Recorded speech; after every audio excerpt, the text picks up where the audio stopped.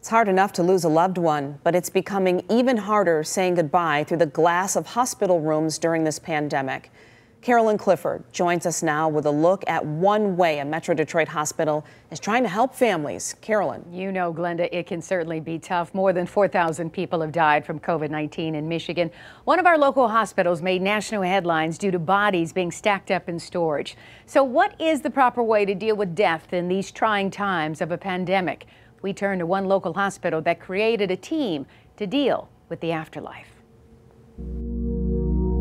Death is never easy, but showing compassion should be.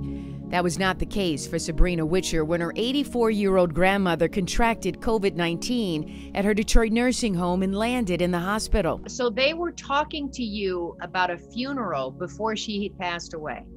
Yes. And how did that make you feel?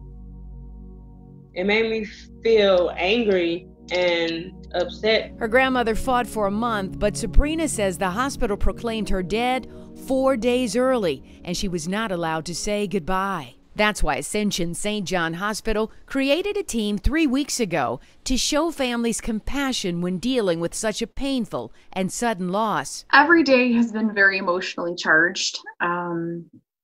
In this role. Kara Lambert is an oncology nurse navigator and end-of-life doula at Ascension St. John Hospital. It's providing that physical comfort. It's emotional, spiritual guidance. It's most gut-wrenching for patients missing family at their bedside. Every patient in the hospital is facing the same struggle, is that they're alone. Corey Kennard is the manager of patient experience. He says connection to loved ones is key to bringing peace. Utilizing technology to connect patients with their family members. Kara recalls a man about to make his transition, and his wife was too ill to be at his bedside. So she left 3 of his children in the waiting room with iPads, and one came to his bedside fully protected and for just a short period of time. This patient's son said that I was the angel that was able to make this happen.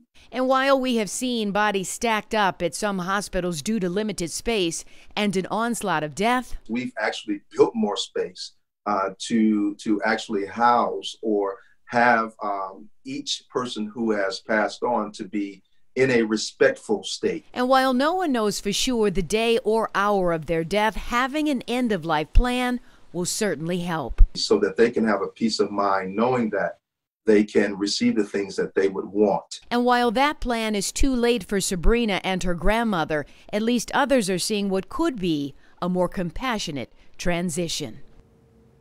You know, it's been such a difficult time for so many families who have suddenly lost family members and friends. So again, if a loved one gets sick and has to go to the hospital alone, experts say an end-of-life plan is crucial, and make sure you leave all of your valuables at home. Alan? Yeah, no real easy way to deal with death during this pandemic, but at least this is helping families have some way to say goodbye. Carolyn, thank you.